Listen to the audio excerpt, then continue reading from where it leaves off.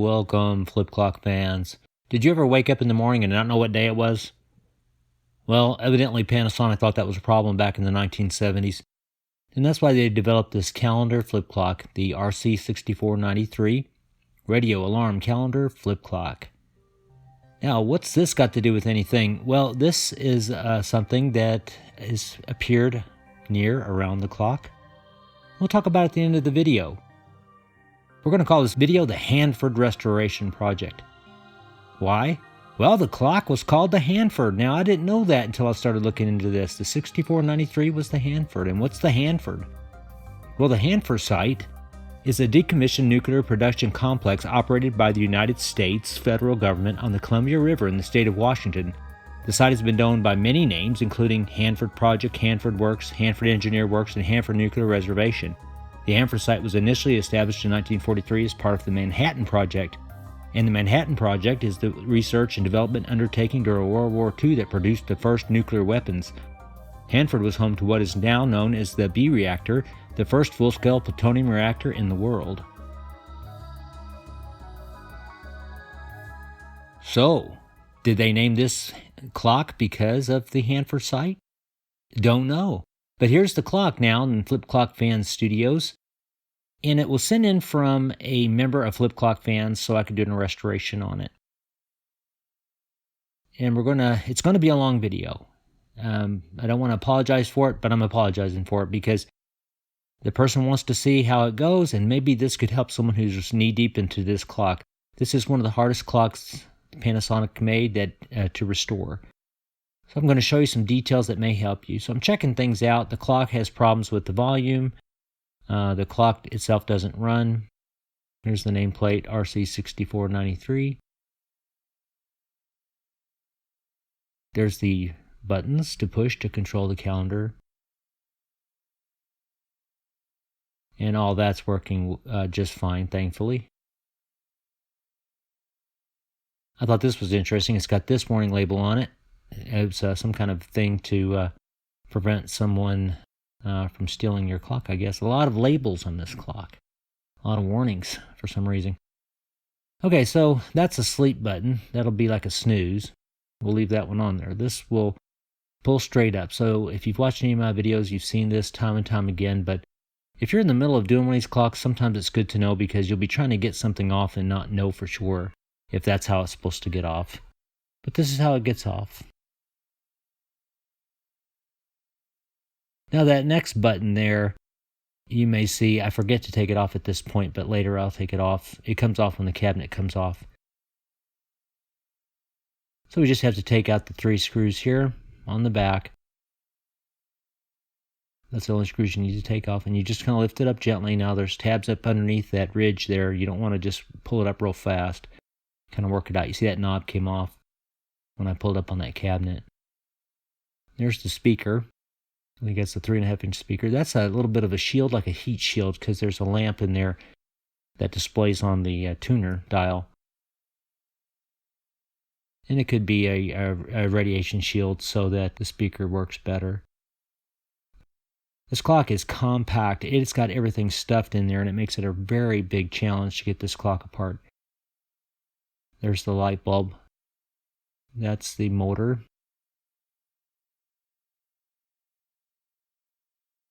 So it's going to be hard for me to show you every single screw. I thought this is kind of neat. It kind of scrolls up to when you're doing the tuning here.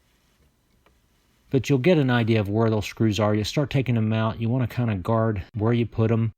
I recommend putting them in bags, separate bags along each step so you don't lose track here.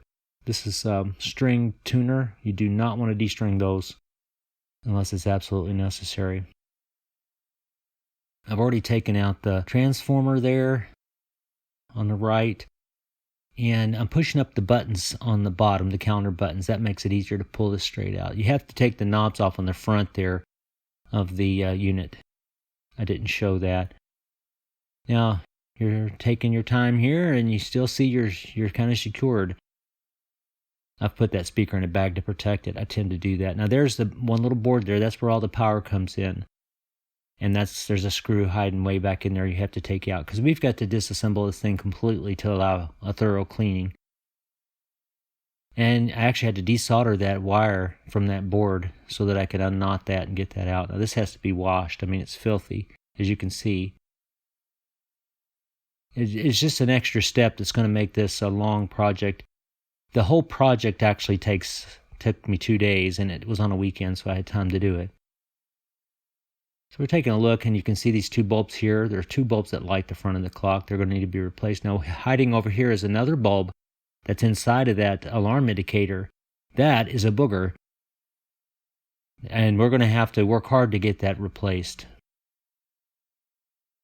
That's going to be a main part of this video, showing you how to do that. And there's that bulb. That it is working, but I'm going to go ahead and replace that so that we get a brighter light.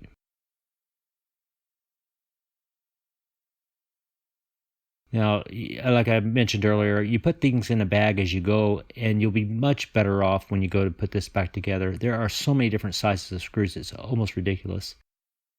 Okay, so here we are looking at the side of the indicator. This is a lot of work.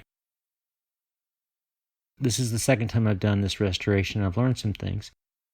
We're going to have to take these 2 nuts off here. And right there, there's I call that a moon clip. I'm not sure what the actual name is. Don't use that. Don't mess up that middle screw. But there's 2 screws on the top and bottom on the left that have to come out. And that clip is going to have to come out there too to get this off. And that clip wants to jump.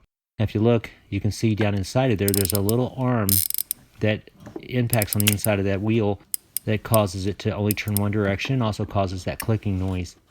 And we want to have a way to hold that back, especially when you reassemble, but to get it off, it would help too, so it's safe. Now this is a little device that's, it's called the flip clock fan doohickey, and I'll sell one to you for $10.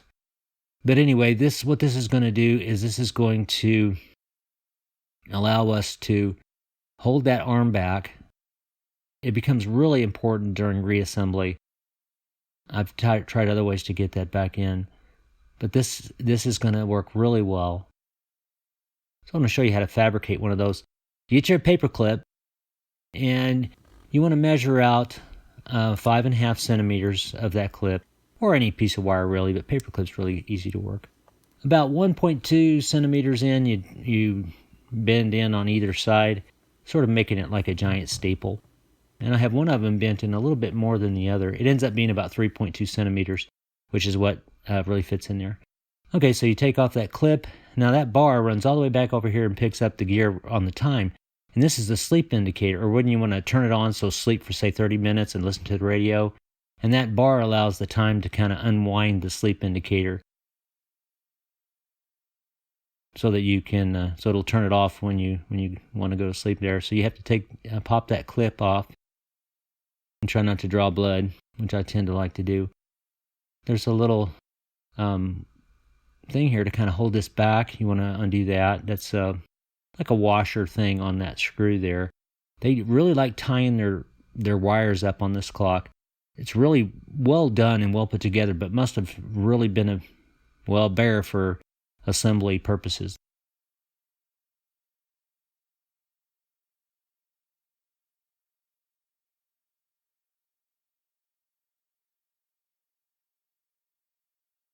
We'll go ahead and unscrew all those, and we slowly lift away. You can see the light bulb. There was no way to get that out without taking this apart, because there's this screw hold down. The first one I did try to get that out without taking it apart. I probably spent half hour screwing around with that. So you have to actually totally disassemble. That gives us access to this light. And what we've got is a neon glow bulb, but this actually is a green neon glow bulb. Now, this is the bulb I'm going to replace it with. I've got these. These were surplus, and they work really good. It's got a inline resistor already built in. You'll see this one doesn't have a resistor. And there's a reason for that, because if you follow it back onto this board I pulled out earlier, the way this is wired in here, this particular bulb, it's got the resistor right there. So that resistor is for that bulb. The other bulbs you'll see later have their own inline resistor, but for some reason this, I guess just for compactness sake. So what I've done is I'll take out one of the leads, and I'm going to bundle it with these other leads. So these other leads over here, well, that's where the other leads for the other lights are going to go. And the reason is I'm going to replace all three neon glow bulbs with the same kind of bulb. So I need to just resolder these all together and put them back in the board so that they all now function the same way. This is the reassembled bulb, and you can see it's lit green. And it's a nice light. It's a nice green, pleasant light. And I believe original to the clock.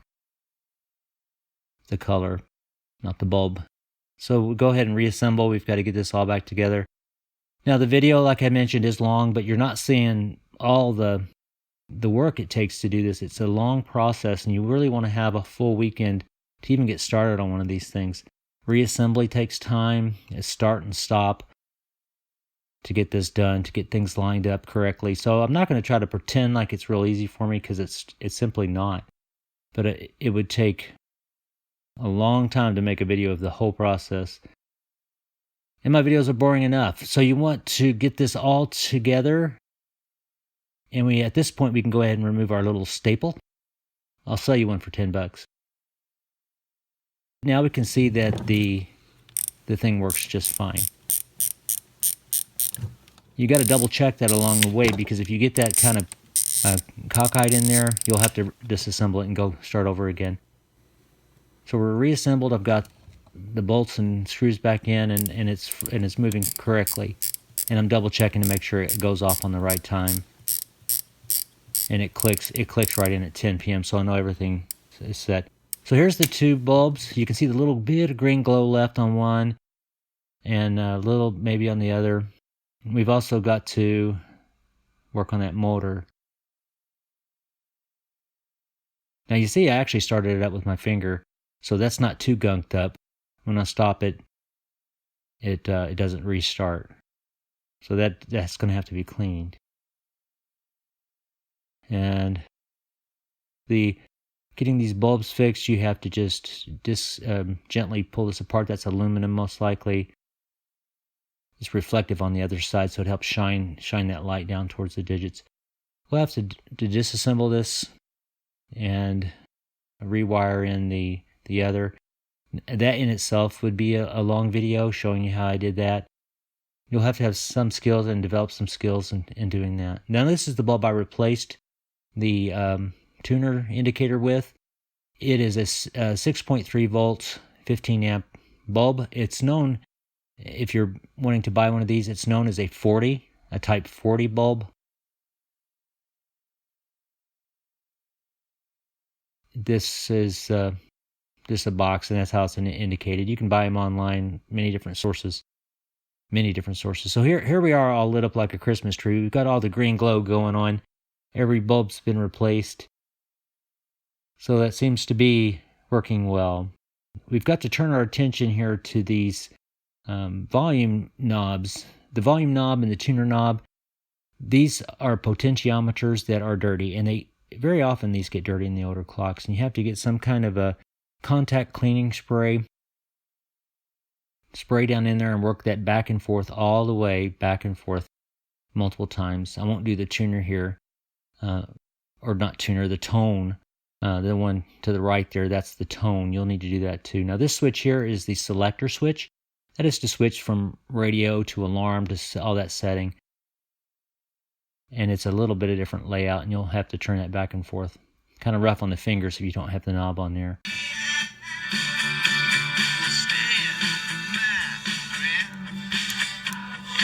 So I'm double checking to make sure it's not cutting out on me before I get it back together. Now the motor.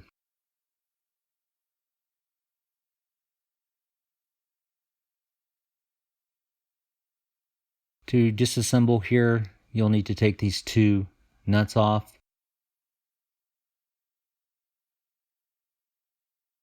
And this motor comes off very easily. But it's kind of gunked up. We're going to have to clean that up. Now that we're talking about it, something going to make somebody mad by talking about it in the middle of the video. But this little thing here, what in the world is that?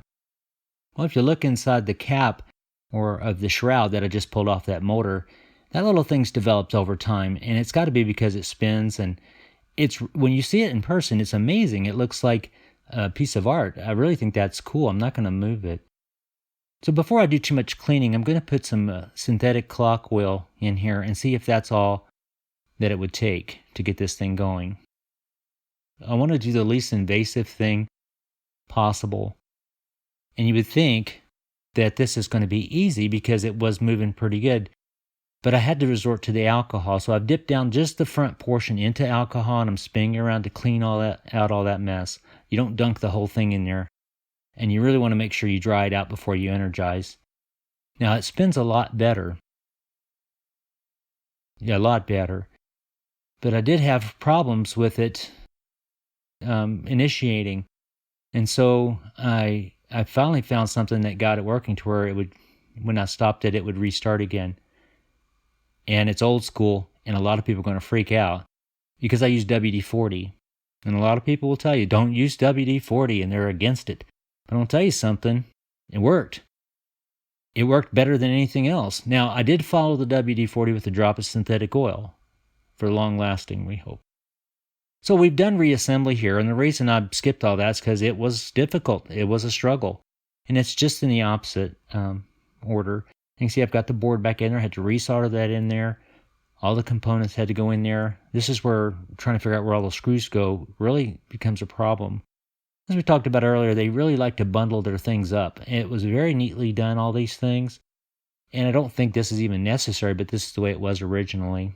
And as you may notice, I tend to like to do things as they were originally instead of updating or upgrading. Nothing against people who do that. Sometimes you have to, and sometimes you just want to. I'd like to keep it real. When you find this laying around, and you will, you're wondering, well, where does that go? And it took me until this point in restoration to figure out that it goes right on top of that. That's the earphone jack. Now we've got it all together, and we can see the light glow. Now in person it glows better, and of course at night when you're sleeping, you're going to see it just fine. And it turned out really good.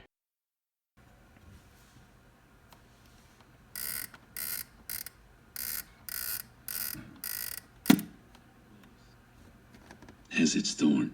We're just testing the functions. Yeah, man.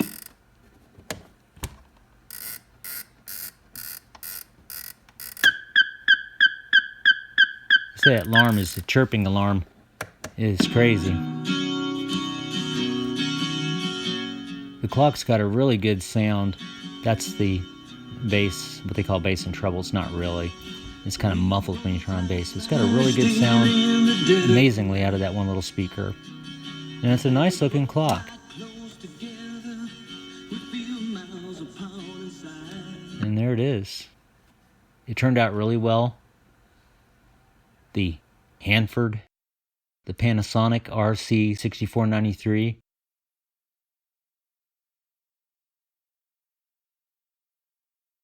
One of the first calendar clocks. It's a beauty.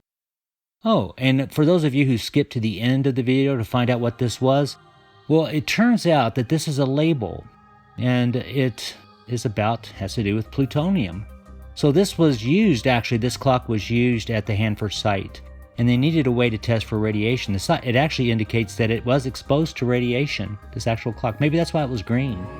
Radiation alert. Please evacuate the routing area. Radiation alert. Please evacuate the routing area. Radiation alert. Please evacuate. My wife tells me that's why I don't have any friends. Radiation alert.